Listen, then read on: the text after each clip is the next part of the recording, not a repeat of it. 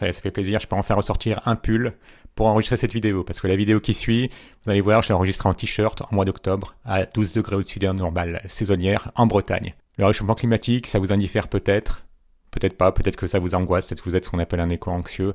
En tout cas, on pense souvent à l'aviation, en termes de gros émetteurs de gaz à effet de serre, ou l'industrie pétrolière, ou l'agriculture intensive, mais on ne pense pas à ce qu'on est en train de faire en ce moment, c'est regarder des vidéos YouTube, hein, vous le faites, je le fais également. Chaque fois qu'on appuie sur play, on participe au problème, on fait chauffer des serveurs dans des data centers. Bientôt, il va falloir déclarer nos impôts. Pareillement, on va faire tourner des serveurs dans des data centers.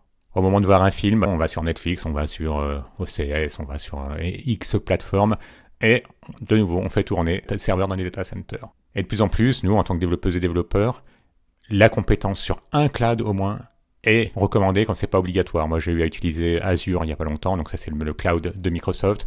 De plus en plus, je vois passer des missions freelance ou des emplois en CDI où la connaissance d'un cloud, que ce soit Azure, AWS, c'est de plus en plus important. Pour le dire vite, les data centers polluent, ils sont construits de plus en plus et on est contraint de les utiliser. On peut pas, contrairement à l'avion, décider « Ah bah je vais moins prendre l'avion ». Et donc pareillement se dire pour le data center, bah, je vais moins utiliser les clouds, sauf qu'on n'a pas le choix, c'est quelque chose qui est de plus en plus présent, que ce soit dans nos vies professionnelles ou privées. Donc la solution, donc culpabiliser, ça sert à rien, ça change pas les émissions de gaz à effet de serre. La seule chose qui pourrait être changée, c'est changer la façon dont les data centers sont conçus. Si vous avez vu ma vidéo, mon tutoriel, le long tutoriel sur Go, vous savez que Code Concept est sponsorisé par Infomaniac. Or, Infomaniac gagne de plus en plus de prix liés à ses innovations en matière d'écologie. Ça, je ne le savais pas, je l'ai su après avoir été sponsorisé pour la vidéo sur Go. Alors, il y a quelques semaines à peine, Infomaniac a encore gagné un prix, de nouveau d'une institution indépendante qui lui a décerné un prix. Pourquoi donc ? Pour ces data centers qui polluent extrêmement moins. J'ai eu l'opportunité d'interviewer Thomas Jacobsen, qui est responsable de communication chez Infomaniac. Alors, je sais ce que vous pensez, moi je pensais à la même chose. Les responsables en communication, ils sont très forts pour nous servir des éléments de langage, dire exactement le contraire de ce que font leurs entreprises. En tout cas, c'est ce à quoi nous ont habitués les entreprises les plus polluantes. Là, je vous laisse juger par vous-même, pas de langue de bois, du concret. Il sera question de la nouvelle génération de data centers que va mettre en production dans les semaines qui viennent Infomaniac. Bon, ça a quand même pris 3 ans de boulot contre 1 an pour les data centers classiques, hein, qui ne se préoccupent pas d'environnement. Dites-moi en commentaire à l'issue de la vidéo ce que vous en pensez. Si l'initiative d'Infomaniac sur cette façon de créer des data centers vous semble aller dans le bon sens, n'hésitez pas à partager la vidéo. Bon visionnage. J'ai été au départ un peu surpris d'apprendre que vous aviez des data centers chez Infomaniac qui n'étaient pas climatisés. Je viens d'administration réseau et pour moi j'ai toujours associé salle de serveur à climatisation. Comment c'est possible déjà ? Comment c'est possible techniquement ? La première réaction que j'aurais, c'est comment c'est possible qu'aujourd'hui les nouveaux data centers qui sont construits sont toujours climatisés. Parce que en réalité, aujourd'hui, le matériel ne le requiert absolument pas. Et même nos anciens centres de données ne sont plus climatisés. C'est pas seulement les nouveaux, c'est les anciens. Et ils sont simplement refroidis avec l'air extérieur. On filtre l'air pour pas qu'il y ait de poussière qui rentre. Mais aujourd'hui, ça suffit largement pour maintenir des serveurs à une température de fonctionnement optimale, même en été quand il fait 38 degrés à l'extérieur. D'accord, ça l'aide justement, je pensais aux canicules, donc il y a déjà eu des cas de figure avec des températures au-delà de 35 où la clim ne s'avérait pas nécessaire finalement. Alors malheureusement, comme tu le soulignes, les étés sont de plus en plus chauds, le dernier n'y fait pas exception et jusqu'à aujourd'hui, le terrain montre que c'est tout à fait viable. Alors pour être tout à fait transparent, il y a quand même des améliorations qui ont été faites depuis 2013, c'est la date depuis laquelle on fait ça. Typiquement, on vient de remplacer la ventilation du data center avec du matériel qui est jusqu'à 53% plus efficace, parce que les serveurs, c'est des machines qui transforment l'énergie électrique en énergie thermique, et il faut un flux d'air suffisamment puissant pour que les calories soient arrachées et qu'elles partent, pour que le serveur ne soit pas à des températures trop élevées. Et ce qu'on peut d'emblée dire, c'est qu'aujourd'hui, maintenir la température de fonctionnement d'un serveur à 23, 24, 25 degrés, c'est complètement stupide d'un point de vue opérationnel. C'est juste énormément d'énergie qu'on gaspille. On n'a pas besoin d'être complètement rafraîchi quand on rentre dans un data center. Ce qui fait que dans les data centers d'Infomaniac, quand on rentre en hiver, on est à une température agréable parce qu'effectivement, il fait beaucoup plus chaud qu'à l'air extérieur. Et en été, on peut facilement, on pourrait facilement le transformer en sauna. Et juste un petit mot pour les personnes qui nous écoutent, qui ne sont pas habituées à voir comment ça se passe dans un data center. Pour que ça soit rendu possible, les serveurs sont bien sûr installés d'une manière intelligente. Ça veut dire qu'un serveur, ça ressemble un petit peu aux tours qu'on avait à la maison. Maintenant, on est beaucoup sur des ordinateurs portables, mais je pense que les gens arrivent encore à se représenter. On avait des tours, sauf qu'elles sont à l'horizontale et pas à la verticale. Et puis, il y a d'un côté par lequel l'air y rentre, et là, l'air, il est à température ambiante. Et derrière, on a les grilles d'aération avec la ventilation, et là, l'air, il est chaud. Et ce qui fait que tous les serveurs sont placés de la même direction, et on a des allées du coup froides et des allées chaudes. Et c'est ça qui va permettre d'évacuer tout l'air chaud transformé par toute l'énergie qui est transformée sous forme thermique. Elle va se retrouver dans des allées centralisées. Et là, les ventilos vont aspirer l'air à l'extérieur et les relâcher dans l'atmosphère. Et d'ailleurs, c'est ça le plus gros défaut de tous les data centers au monde, et y compris des nôtres jusqu'à octobre de cette année. C'est que cet air chaud est complètement relâché intégralement dans l'atmosphère, ou pire dans les océans, parce qu'on a des géants du web qui nous font des super projets de data centers dans l'océan où ils vont réchauffer l'eau environnante. Et ce qu'on va corriger dès octobre avec notre nouveau data center, c'est que cet air chaud il sera intégralement revalorisé. On produit de la chaleur et cette chaleur se retrouve envoyée à l'extérieur. Quelle est la façon dont vous avez trouvé la parade, si on peut dire, pour C'est ça. C'est une question très importante parce que le cloud, c'est une croissance annuelle de 20% en moyenne actuellement. Et c'est quand même des appareils qui fonctionnent jour et nuit, 365 jours par année. Donc, c'est des quantités d'énergie très importantes. Et actuellement, comme tu le soulignes, toute cette énergie, elle est perdue dans l'atmosphère. Et nous, ce qu'on s'est dit, c'est que cette énergie, on doit en faire quelque chose. Ce qui a été le plus compliqué pour le nouveau data center, c'est de trouver l'emplacement idéal qui permet d'être pas loin d'une ville, et pas loin d'une ville qui ait la capacité d'absorber, été comme hiver, jour comme nuit, toute l'énergie qu'on va consommer à capacité maximale. Du coup, comment est-ce qu'on va évacuer cette chaleur par un réseau de chaleur à distance.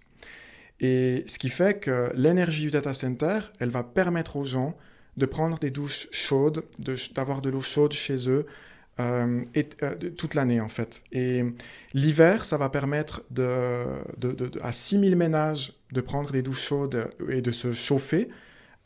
Et l'été, c'est beaucoup plus, parce que comme on n'a pas besoin de chauffer les logements, c'est que pour les douches. Et souvent, les gens nous disent, mais qu'est-ce que vous faites de toute cette énergie en été? C'était une de mes questions, tu vois, tu l'as anticipé. Et en fait, en été, moi, même si je vais me baigner au lac et que j'aime bien avoir des températures plus fraîches, je connais malheureusement pas beaucoup de gens qui mettent la température le plus froid possible sous la douche, même si ça fait beaucoup de bien et que c'est très bon pour la santé, paraît-il.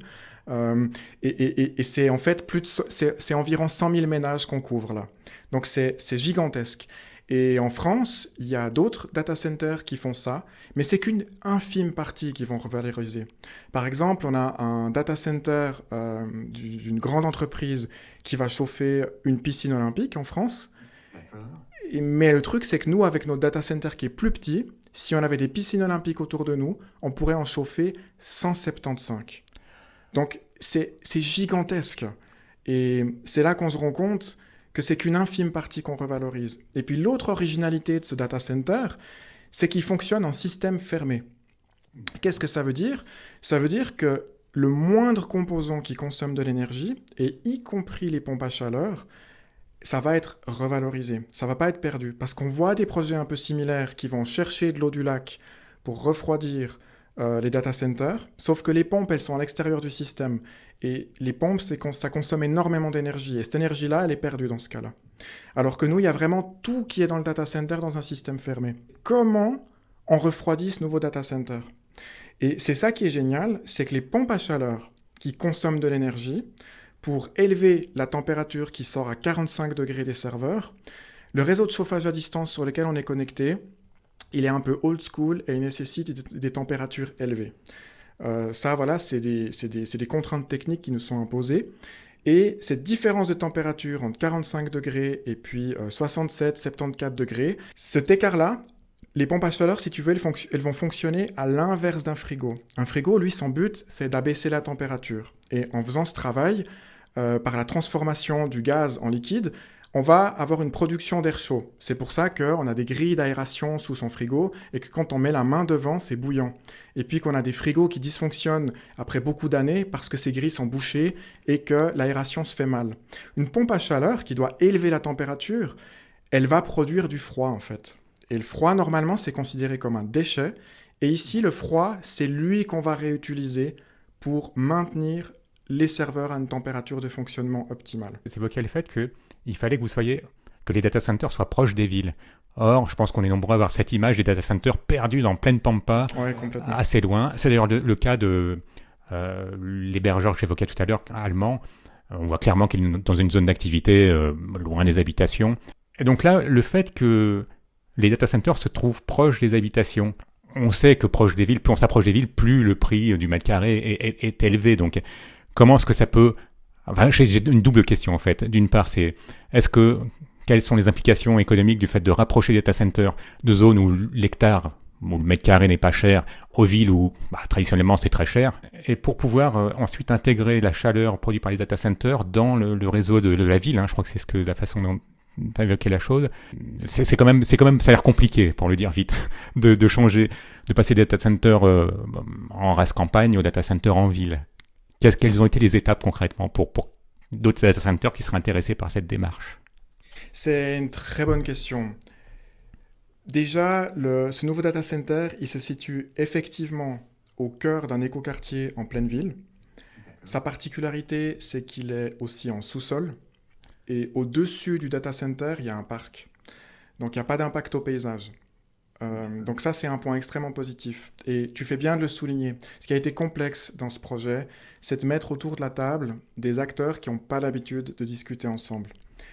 Parce que comme dans tout pays, il y a des autorisations de construire à avoir, il a fallu démontrer la viabilité d'un point de vue technique. Ça veut dire que le data center n'allait pas exploser, qu'on allait bien pouvoir assumer un flux de chaleur constant de qualité pour le réseau de chauffage.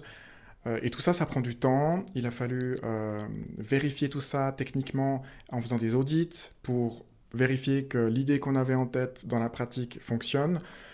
Et c'est ça qui a vraiment pris du temps. Nous, un data center, en temps normal, on peut le faire en 1 an. Celui-ci, il a pris de mémoire en tout cas 3 ans.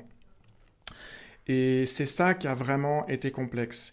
Et l'originalité aussi, c'est qu'on a une activité industrielle dans une zone résidentielle. Et ça, dans les plans de la ville, c'est pas très habituel.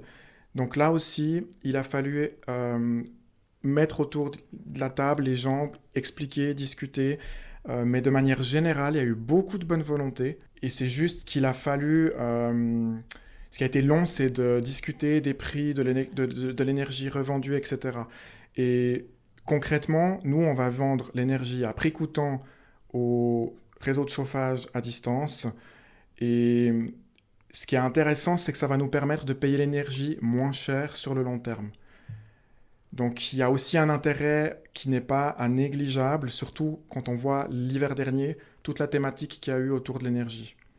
Et dans un contexte où on cherche à augmenter l'efficacité énergétique et à en consommer moins, c'est extrêmement intéressant parce que là, le numérique, le cloud, c'est plus un consommateur final, c'est un intermédiaire.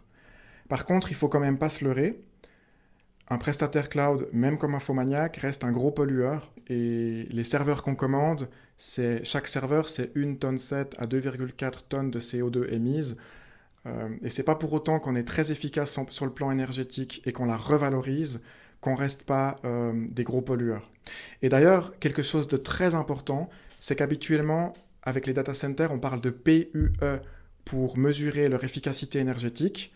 C'est bien, mais aujourd'hui, je dirais que c'est plus suffisant. On devrait plus s'intéresser à la revalorisation de l'énergie. Et pour ça, il y a un indicateur qui est l'ERF. Les gens qui nous écoutent, s'ils sont intéressés, ils peuvent taper dans Google ERF, réutilisation de l'énergie. Energy Reuse Factor. Exactement. Et c'est ça, à notre sens, qui devrait vraiment aujourd'hui être être au centre des normes qui délivrent les autorisations de construire.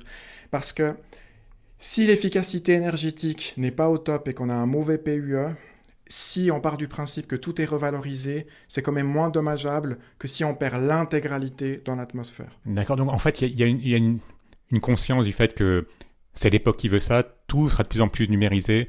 Pour le choix, en France, on fait nos déclarations d'impôts en ligne maintenant, on les fait plus au format papier. Pendant des années, ça a été des chantiers colossaux, de faire en sorte... enfin, c'était presque un mythe il y a 20 ans, le zéro papier. On s'est bien rendu compte qu'on en consommait toujours plus, qu'il y avait toujours plus d'imprimantes partout. Mais finalement, ça s'est fait, ça a pris du temps, plus de temps que prévu, mais on est arrivé à numériser beaucoup de choses. Mais en même temps, on se rend compte que de plus en plus de choses vont dépendre du numérique, et donc forcément aussi du cloud. Et on sent bien qu'il y a en France, on appelle ça une entreprise à mission.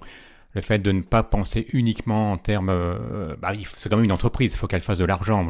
Moi, j'ai aucun problème là-dessus. Je suis moi-même dirigeant d'une toute petite entreprise. Par rapport à Infomaniac, ça n'a rien à voir, mais j'ai bien conscience du fait qu'une entreprise, elle a besoin aussi d'avoir des clients. Et on est dans un monde où tout est de plus en plus numérisé. Aujourd'hui, on regarde un film. Moi, je suis assez âgé pour me rappeler qu'à une époque, on allait au vidéoclub. Aujourd'hui, c'est Netflix, c'est OCS, c'est énormément de prestataires. Donc, c'est toujours plus de serveurs qui vont tourner, des serveurs qui tournent dans des data centers. Donc, à ce moment-là, cette prise de conscience du fait qu'il y aura toujours plus de numérique, mais il faut que ça ait moins d'impact. Est-ce qu'à un moment donné... J'ai deux questions qui viennent de nouveau, donc je vais sortir les deux. Mais est-ce qu'à un moment donné, pour les investisseurs, parce que c'est quand même un data center, c'est beaucoup d'investissement, est-ce que les investisseurs, ça les préoccupe pas de se dire, on est en train de financer des gens qui ne cherchent pas à valoriser le plus possible chaque euro investi, et qui veulent aussi, qui ont d'autres préoccupations. Pour le dire vite, est-ce que le côté pionnier qu'il y a visiblement dans le fait de vouloir faire des data centers qui ait le moins d'impact environnemental possible, ça peut être un frein aussi au business pour d'autres gens qui se diraient oui, nous aussi ça nous intéresse, mais bon, il y a le banquier derrière qui lui veut d'autres chiffres, il veut voir un meilleur rendement, il veut pas voir, ça l'intéresse pas plus que ça, le bilan carbone qu'on a. Est-ce que ça rend plus difficile le fait de faire du business, en gros, quand on a une préoccupation écologique? C'est l'inverse en réalité. Et comme tu le disais, le but pour nous, c'est de créer un numérique qui soit durable. Ça veut dire un numérique dont on pourra toujours se servir dans 5 ans, 10 ans, 20 ans, et un numérique qui soit soutenable le plus possible pour l'environnement. Et tu le disais aussi, aujourd'hui, toute l'économie, toutes nos sociétés basculent dans le cloud. Après, c'est discutable, surtout d'un point de vue de la sobriété. Maintenant, c'est un fait, c'est un courant, et on a besoin d'un numérique qui soit responsable en réalité. Ça, c'est une première chose. Et puis, j'aurais presque envie de dire, on a besoin d'un numérique qu'on maîtrise, dont on maîtrise les technologies. Ça, c'est quelque chose qu'on pourra développer si tu veux, mais c'est quelque chose d'extrêmement important pour l'avenir économique de l'Europe. Maintenant, pour revenir à ta question par rapport aux investisseurs, ce qu'il faut savoir, c'est qu'on est en croissance linéaire depuis la création d'Infomaniac en 1994. Il n'y a pas une année où on a fait moins de chiffre d'affaires que l'année d'avant. Et c'est même assez insolent. Il n'y a presque aucune année, voire aucune à ma connaissance, où on a fait moins de 10 à 15% de croissance. Donc quand les banques elles regardent notre croissance de chiffre d'affaires, déjà c'est une croissance qui est saine parce qu'on n'a pas on n'a pas ces phénomènes d'entreprises qui sont en bourse et qui brassent des milliards qui ne leur appartiennent pas, avec un décalage entre la valeur dans l'économie réelle et la valeur dans l'économie virtuelle. On a une croissance qui est juste constante, qui monte, qui monte, qui monte, qui monte. Et quand les banques elles regardent notre état financier, elles sont même impressionnées parce que ce qu'elles constatent, c'est que l'immense majorité du bénéfice, il est réinvesti immédiatement. Ça veut dire que nous, le bénéfice qu'on le fait actuellement, ça sert juste à recruter plus de personnes. Et l'énorme majorité du staff, ils travaillent sur des projets d'avenir, sur des innovations qui sortiront dans 2, 3, 5 ans. Et ça, pour une banque, c'est une valeur ajoutée énorme. Parce qu'elle se dit, cette entreprise, elle est rentable, elle est capable d'engager beaucoup de collaborateurs chaque année qui travaillent sur des projets d'avenir. Et malgré ces investissements énormes, parce que les gens travaillent sur des choses qui ne sont pas encore vendues.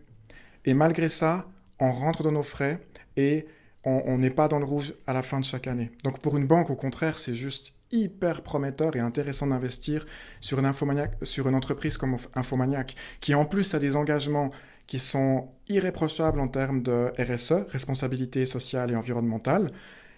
Et franchement, c'est du coup alors plutôt un avantage. Et s'il y a des entrepreneurs ou des entreprises qui nous écoutent, il ne faut surtout pas avoir à l'esprit qu'aujourd'hui, être engagé dans l'écologie, c'est une bêtise économique. Pour le nouveau data center, certes, la moitié du budget du data center appartient à ces innovations écologiques, mais en revanche, on a bénéficié de soutien de l'État, on a gagné des prix, donc c'est une visibilité importante.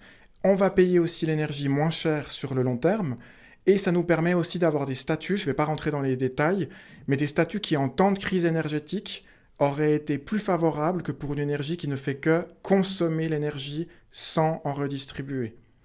Donc, à de nombreux aspects, vraiment, cet engagement-là, il est ultra bénéfique pour une entreprise. Et les gens pourraient aussi nous dire, mais en plus, vous vous payez le luxe de compenser à 200% vos émissions de carbone. Première chose déjà, c'est ce mécanisme de compensation, il est largement imparfait et critiquable, parce qu'un arbre ne pousse pas aussi vite qu'on a émis les émissions pendant une année, première chose. Et deuxièmement, dépendamment où on compense, on va pouvoir compenser 1 tonne de CO2 pour un prix beaucoup plus inférieur à l'étranger qu'en France ou en Suisse. Donc, il faut faire très attention quand on parle de ces mécanismes de compensation. Toutes les entreprises peuvent le faire, c'est mieux que de rien faire du tout. Mais c'est pour ça que nous, on le fait à 200%. Parce qu'on est conscient que déjà, les mesures sont imparfaites. Et on est aussi conscient que les arbres ne poussent pas aussi vite que les tonnes qu'on émet de CO2 annuellement. Et c'est pas si cher. C'est même anormalement bon marché pour nous, sincèrement. Donc, toute entreprise, à nos yeux, devrait compenser à 200% ses émissions. Il y a des sites un peu comme Amazon en Suisse, je ne vais pas les citer, qui permettent de commander un peu tous les articles qu'on veut par la poste, par le courrier. Et on a le choix, quand on achète, au moment de l'achat, on a le choix de compenser ses émissions de carbone. Oui. Et moi, je me suis amusé à prendre des téléviseurs, des tondeuses à gazon, vraiment des objets qui, je sais, pèsent lourd en termes de carbone, ou même des serveurs, parce que je connais les valeurs. Oui. Et quand on voit la surtaxe que ça donne, on se dit, c'est pas possible. Pour un serveur, je suis facturé environ moins de 10 francs, moins de 10 euros. Et en fait, moi, je le connais, le poids en CO2, c'est ridiculement bas, en fait. Et c'est pour ça qu'il faut aller à la source. Il faut regarder, mais qu'est-ce qui émet vraiment des émissions de CO2 et qu'est-ce qui consomme vraiment de l'énergie. Et nous, c'est là, en fait, où on doit agir. Et c'est pour ça qu'on est comme ça à fond sur les data centers, à fond sur l'efficacité énergétique. Et puis qu'en termes d'émissions de CO2, on est allé voir partout. Et pour une entreprise, pour un prestataire cloud comme Infomaniac qui utilise que de l'énergie renouvelable, ce qui pollue le plus, c'est pas du tout l'énergie, c'est l'achat des nouveaux serveurs en termes d'émissions de CO2. Et ensuite, en deuxième position, et on n'y penserait jamais, c'est le déplacement des 220 collaborateurs par jour. Et ça, quand on pense à un prestataire cloud, on oublie de penser que c'est des centaines, des milliers d'individus qui travaillent derrière. Derrière ce cloud mystique, avec des data centers où on s'imagine qu'il n'y a plus d'humains, en fait, c'est tout l'inverse. Ce qui veut dire que, par exemple, le fait déjà que les data centers soient plus proches des villes, il y a de fortes chances aussi qu'ils soient plus proches des lieux d'habitation des collaborateurs. C'est-à-dire qu'il y aura déjà cet impact positif. Alors, ça compte pas beaucoup dans le sens où, dans un data center, ça c'est vrai, il y a peu de personnes. Sur les 220 collaborateurs, il y a peut-être 5 à 6 personnes maximum dans les data centers. Tout le reste se fait à distance depuis les bureaux à Winterthur et Genève. Donc ça, je dirais que ce n'est pas le facteur le plus important. Ce qui est génial d'avoir le data center en ville, c'est qu'il y a beaucoup moins de déperdition de chaleur dans le réseau de chaleur à distance. Et puis, on va avoir un data center qui est invisible sur l'impact du paysage, parce qu'il est sous-sol. Finalement, c'est un concept, c'est un POC. On aime beaucoup ça. Les développeurs ont fait des POC pour s'assurer qu'une idée est viable. On peut dire qu'avec ce data center qui va commencer à... Est-ce qu'il va commencer à tourner en 2024 ou celui dans... Alors, dès la fin de ce mois, début du mois de novembre, les premiers serveurs vont démarrer. Très rapidement, il y a une nouvelle région de notre public cloud qui va arriver dessus. Donc, il sera fonctionnel, il sera utilisé. Maintenant, pour que la chaleur soit réinvestie dans le réseau de chaleur, il faut une masse critique.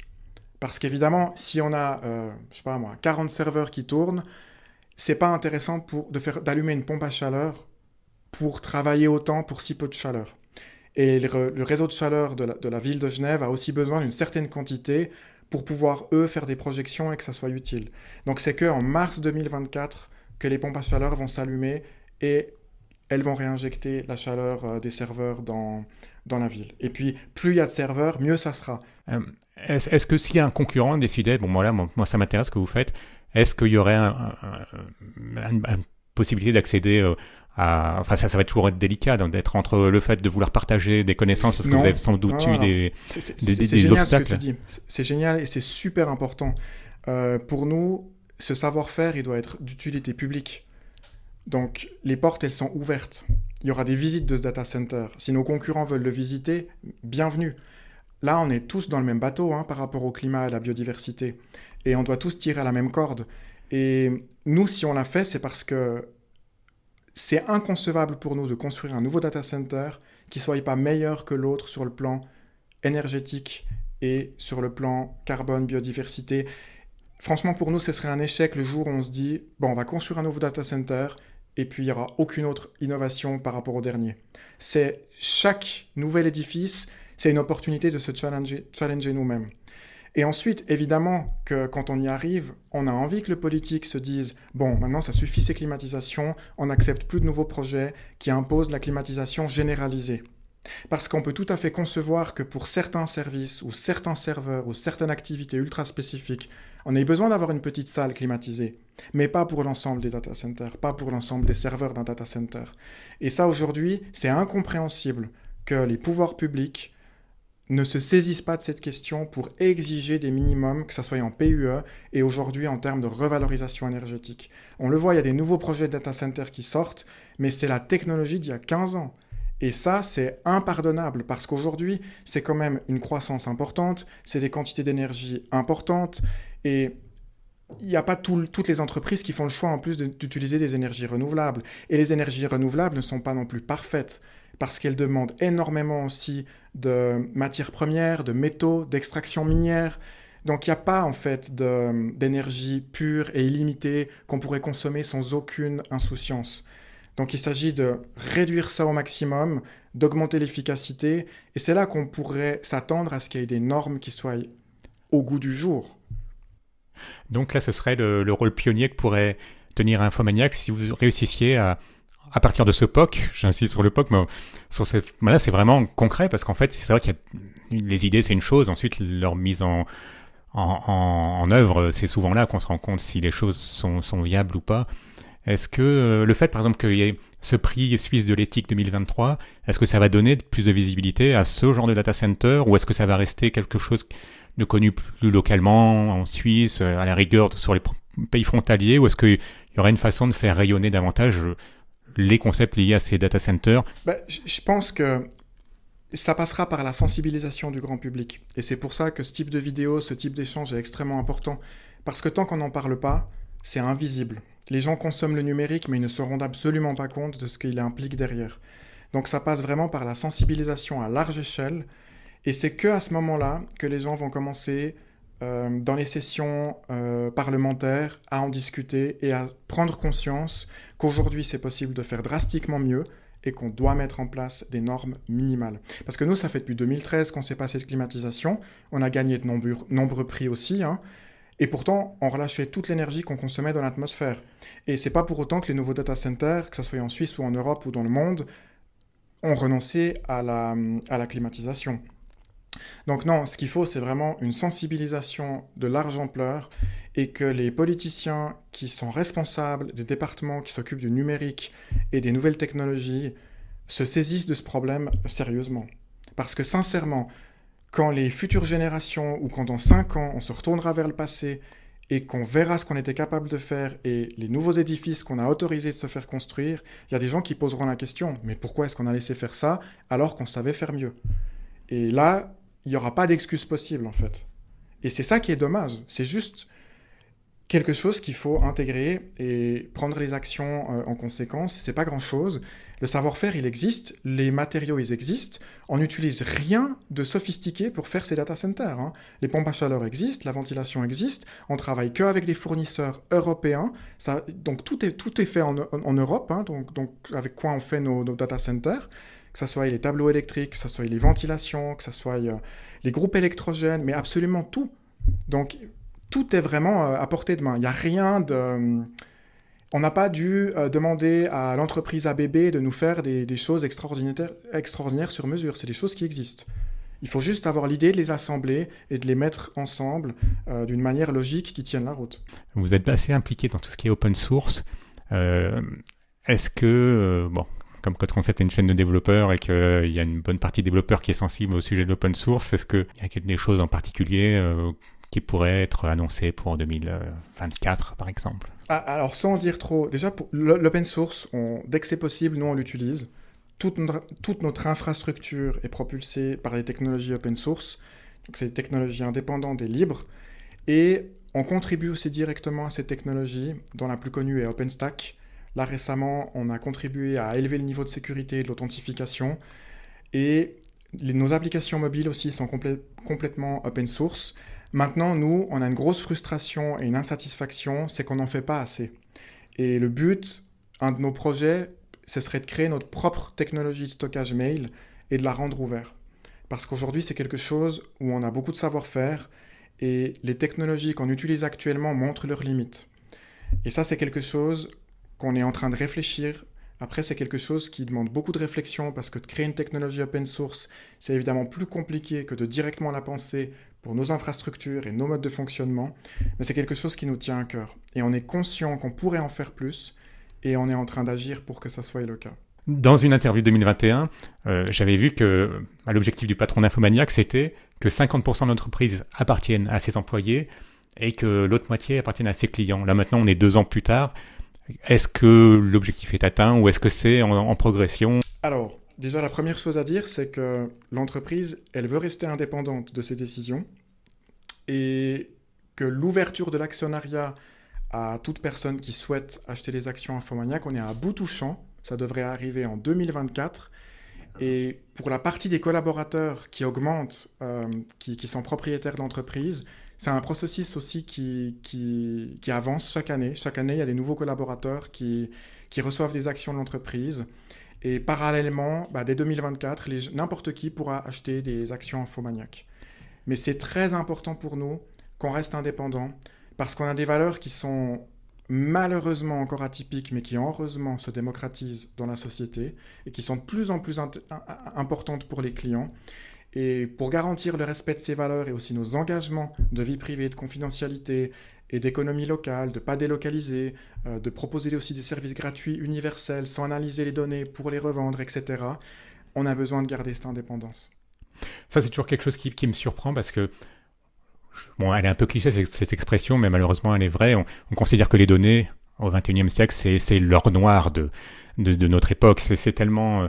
C'est pour ça que chaque fois que j'entends dire que nous vous promettons que vos données ne seront pas vendues, utilisées, selon d'où vient cette déclaration, on le prend avec le sourire parce qu'on sait que quand un service est gratuit, s'il recueille des données, au bout d'un moment, pour que ce soit viable, il faut que ces données soient rentabilisées, viabilisées. L'autre chose qui m'avait marqué dans l'interview de 2021, et je sais qu'elle date un peu, mais je l'avais trouvée très très très claire et impactante, c'est l'insistance sur la biodiversité du monde numérique. Or, avec les GAFAM, c'est tout le contraire qui est en train de se produire. Et moi, je sais que j'ai suivi, je suis comme un peu tout le monde, l'histoire de Google. On a vu au fil des années Google acheter de plus en plus d'entreprises, soit pour ensuite développer les produits. Par exemple, j'utilise un produit comme Firebase, qui a été racheté, je crois, une entreprise finlandaise. Donc c'est un produit phare de Google et pourtant peu de gens savent que c'est pas Google, c'est pas les ingénieurs de Google qui avaient développé, c'était une petite entreprise. Et donc on se rend compte que la biodiversité du numérique, finalement, elle est de moins en moins réelle puisque les grosses entreprises, elles ont toujours plus de moyens pour acheter des entreprises petites ou intermédiaires, soit de nouveau pour développer leurs produits sous leur drapeau, soit simplement pour les mettre sous le tapis parce que ça fait concurrence à un autre produit majeur. Qu'est-ce qui se passerait concrètement si quelqu'un arrivait, je veux dire Elon Musk, ça pourrait être quelqu'un d'autre, et il disait ok, moi je vous fais un gros chèque et je vous propose 3 fois la valeur qu'on pourrait estimer aujourd'hui d'Infomaniac, Est-ce que la biodiversité du monde numérique, elle résisterait face à un très gros chèque d'un magnat de l'informatique, d'un Elon Musk, d'un Bill Gates? C'est quelque chose dont j'ai déjà discuté avec Boris Siegenthaler, qui est le fondateur et directeur stratégique d'Infomaniac, parce qu'on a de temps en temps des clients qui nous posent cette question sur les réseaux sociaux, parce qu'ils ont peur qu'Infomaniac se fasse racheter à l'image de beaucoup d'hébergeurs européens, malheureusement. Et la réponse, c'est que si c'était une volonté, on l'aurait déjà fait depuis longtemps. Ce qui est assez fou, c'est que Boris a réussi vraiment à transmettre sa vision et ses valeurs à l'ensemble de l'entreprise. Et aujourd'hui, quand on a la tentation, par exemple, de mettre des outils de tracking pour analyser le comportement des gens dans les produits ou faire du remarketing, parce que c'est génial, après on peut créer des audiences similaires à nos clients automatiquement avec les algorithmes des géants du web, ce qui fait qu'on investit beaucoup mieux notre argent auprès des régies publicitaires, c'est les employés eux-mêmes qui vont dire non, non, mais on fait pas ça, hein, ça c'est pas Infomaniac. Hein. Si on fait ça, on n'est plus Infomaniac. Hein. Donc c'est même plus Boris qui a besoin de le dire, c'est les 200 personnes qui sont derrière.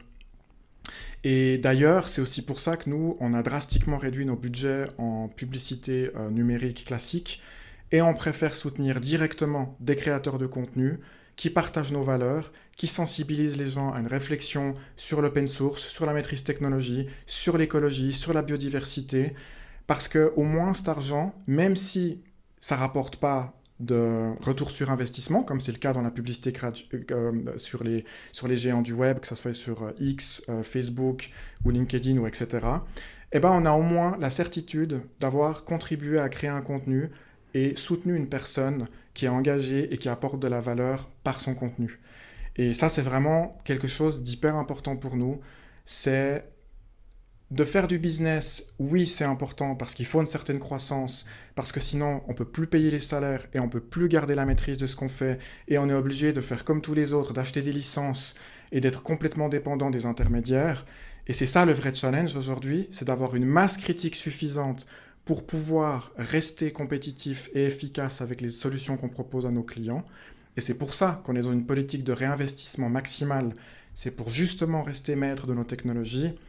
Mais en fait, tout ça, pas à n'importe quel prix. Pas au prix de nos valeurs et pas au prix de perdre notre indépendance et de nous faire dicter des choses qui seraient contraires à nos valeurs. Il y a des précautions qui sont déjà prises dans ce sens, mais qu'est-ce qui se passerait si la majorité des actionnaires décidait que l'écologie, ça commence à bien faire? C'est une phrase malheureusement célèbre en France qui avait été prononcée par un ancien président. Et on veut davantage de dividendes. Ce serait peut-être pas dit aussi brutalement, ce serait un peu enrobé. Est-ce que vous conserverez toujours, les fondateurs d'Infomaniac, la majorité pour ne pas se retrouver dans cette situation? Parce que ça s'est malheureusement déjà vu. En France, il y a eu des cas aussi très connus de fondateurs de sociétés qui se sont fait éjecter parce qu'à un moment donné, ils avaient perdu la majorité dans les actions de leur société, puis ils sont fait sortir simplement parce que alors que c'était leur bébé à l'origine. C'est pour ça que ça prend autant de temps. On avance prudemment. La force du fondateur Boris, c'est d'avoir vraiment, au fil du temps, disséminé cette culture d'entreprise partout. Et à tel point que les gens qui rejoignent Infomaniac aujourd'hui, quand on leur dit qu'ils ont été pris dans l'entreprise, mais ils sont juste enflammés de bosser pour une entreprise où ils auront un sens à ce qu'ils donnent à leur énergie. Parce qu'aujourd'hui, les jeunes qui sortent des écoles, ils sont bien conscients, beaucoup plus conscients que la génération de nos parents ou des gens qui ont 50, 60 ans, 70 ans dans la société aujourd'hui. Ils se rendent bien compte que leurs enfants, s'ils ont envie d'avoir un métier à proximité ou s'ils ont encore envie de voir des glaciers ou ce qu'il en restera dans 20, 30 ans, on ne peut plus fonctionner comme on fonctionne. Et d'avoir une société aujourd'hui qui affiche clairement ses engagements, et encore plus très prochainement, parce qu'on est en train de refaire nos pages de recrutement et toutes nos pages à propos qui partagent nos valeurs, etc., ils sont bien conscients qu'en travaillant pour une entreprise comme ça, ils vont contribuer à quelque chose de plus grand. Et c'est ça, en fait, qui fait l'attractivité aujourd'hui d'un Infomaniac. Et en plus, malheureusement, à part OVH, Scaleway et quelques exceptions en Europe, il n'y a plus beaucoup d'entreprises qui peuvent affirmer avec assurance qu'elles développent leurs propres technologies. Et ça devrait être des exemples qui inspirent les autres prestataires qui fournissent des solutions d'hébergement et des technologies web à se dire mais oui, on est tout à fait capable de développer ça en Europe et on n'a pas forcément besoin d'acheter des licences à gauche à droite, de juste remettre une couche graphique et de reproposer ça plus loin. Et il faut absolument continuer à maîtriser, développer nous-mêmes les choses. Parce que sans ça, on va juste être des consommateurs finaux qui sommes complètement dépendants aux abonnements qu'on nous propose et on n'aura plus de levier pour négocier quoi que ce soit. Et aujourd'hui, les données, tu le disais avant, c'est l'or noir parce que c'est nos données qui vont représenter une valeur ajoutée colossale avec le développement des intelligences artificielles. Et on n'en est qu'au début. Et en fait, si on n'a pas cette conscience que la maîtrise des données, c'est la pierre angulaire de l'économie de demain, et ben en fait, on va tout simplement avoir des avantages comparatifs en faveur des nations qui investissent massivement pour développer leur maîtrise et leur technologie dans ces domaines. L'IA est partout maintenant. Par exemple, je vais faire la vignette de cette vidéo avec Canva, je ne sais pas si tu connais cet outil, qui intègre directement l'IA, des choses qu'on pouvait faire jusqu'à présent avec Midjourney, par exemple, des outils comme cela. Est-ce que vous entraînez, ou vous avez projet d'entraîner des IA pour faire des choses spécifiques propres à Infomaniac ou... Enfin, on sent bien que c'est partout. Hein, en ce moment. Des trucs tout bêtes, j'y pensais en regardant un reportage sur les data centers avant l'entrevue. On sait qu'avec, par exemple, il y a des caméras thermiques qui sont capables de voir des choses. Bon, plus la chose est chaude, plus on est dans le rouge, plus la chose est fraîche, plus on est dans le bleu. Je me dis, mais finalement, ça pourrait faire une IA qui serait entraînée à repérer des serveurs qui sont en train de chauffer, par exemple, des choses comme ça. Est-ce qu'il y a des projets d'IA spécifiques au data center ou spécifiques à d'autres choses que vous faites autour? Je pense notamment à Swiss Transfer, je pense à la suite bureautique que vous proposez. Est-ce que l'IA va être de plus en plus présente dans ces produits, sachant que j'ai l'impression que même les non-développeurs s'habituent de plus en plus à avoir une IA en assistant? L'IA, c'est un monde en ébullition. C'est quelque chose qu'on suit de très près. Chaque semaine, ça bouge beaucoup. On en a déjà implémenté une dans notre solution CatChat qui appartient à notre suite K-Suite. Et les gens peuvent comparer sa puissance par rapport à ChatGPT qui est gratuitement disponible aussi. Et aujourd'hui, on est tout à fait capable, de manière complètement open source et souveraine, de propulser des IA dans une infrastructure indépendante. Et je ne peux pas en dire trop, mais oui, l'IA va arriver très prochainement. C'est quelque chose qui va se répandre un peu dans nos outils de productivité. Et le but, c'est de créer des interactions de plus en plus profondes qui vont automatiser des tâches récurrentes qui sont pénibles, qui n'apportent pas de valeur ajoutée aux gens. Et c'est évidemment quelque chose qu'on suit de près parce qu'on est conscient que ça fait partie d'une de ces technologies qui simplifie tellement la vie des gens qu'on se doit de rester compétitif par rapport à ça. Et la bonne nouvelle, c'est que le monde open source est très actif par rapport à ça. Et s'il y a des développeurs qui nous écoutent, c'est aussi ça la force de l'open source, c'est que le monde entier peut se relier et se connecter ensemble pour contribuer à des technologies qui peuvent ensuite être implémentées partout. Et c'est ça qui est génial de choisir des prestataires qui sont engagés dans l'open source, c'est que c'est des technologies qui vont pouvoir être réutilisées dans plein de contextes et pas seulement pour l'entreprise commerciale qui commercialise quelque chose. Parce que quand on choisit des géants du web qui ont des technologies propriétaires, on est en train de leur confier notre argent pour développer des technologies qui vont leur servir que à eux et à seule fin de générer plus de profit. Et plus on va leur confier notre argent, plus on sera dépendant d'eux, et plus on sera dépendant d'eux, moins on pourra négocier. Et moins on aura d'emplois locaux, moins on aura des gens qui se soucient forcément des intérêts qui sont les nôtres localement. Et ces sociétés-là, leur but, c'est de récompenser leurs actionnaires. Et malheureusement, ce n'est pas des sociétés qui sont aussi engagées que des sociétés comme peuvent l'être du OVH, du Scalway, du Infomaniac, qui ont vraiment des valeurs qui leur tiennent à cœur.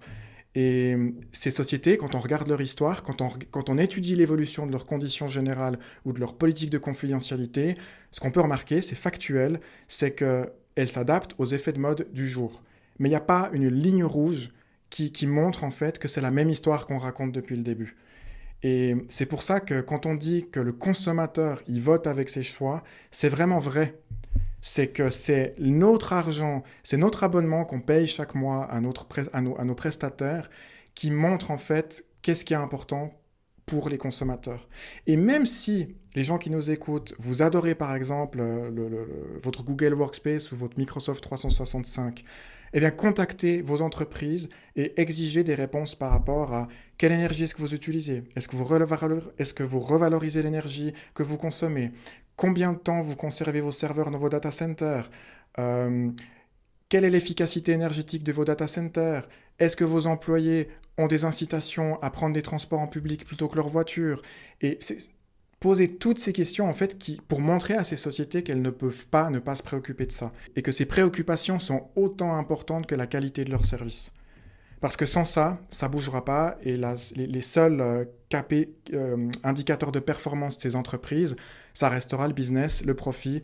Et je pense qu'aujourd'hui, on se doit de penser à demain, à après-demain et dans 20 ans. On ne peut plus raisonner comme on a raisonné pendant beaucoup trop longtemps. J'espère vraiment qu'il y aura cette prise de conscience de plus en plus large parce que parfois c'est, je veux pas être pessimiste, mais parfois j'en reviens pas quand je vois certaines réactions de gens qui disent oh on en a marre d'entendre parler de l'environnement, on en entend tout le temps parler, je trie mes déchets, qu'est-ce que je peux faire de plus? Mais on en a marre parce qu'on parle pas assez des solutions. On en a marre parce qu'on ne croit plus en un futur meilleur. Et la réalité, c'est qu'il y a plein de gens qui ont des solutions clés en main qui marchent. Et il faut simplement que les médias, les politiciens mettent ça en lumière et passent à l'action pour en faire des normes. Parce que c'est pas des trucs qui fonctionnent qu'à échelle réduite. C'est vraiment des solutions clés en main qui marchent, qui sont éprouvées. Et là, on parle du domaine du cloud numérique. Mais dans tous les domaines, il y a des gens qui se bougent. Et c'est que quand on mettra ça en lumière de manière massive, que tous les adolescents qui peuvent avoir vraiment peur quand ils regardent le monde d'aujourd'hui prendront confiance, auront une énergie constructive, qu'on se mettra ensemble autour de la table pour créer des technologies qui sont ouvertes, où tout le monde peut apporter sa pierre à l'édifice et qui soient bénéfiques en fait pour l'économie locale, pour la société, et puis aussi qui prennent l'environnement de manière importante. Eh ben ce sera le mot de la fin parfait pour ma part, je pense.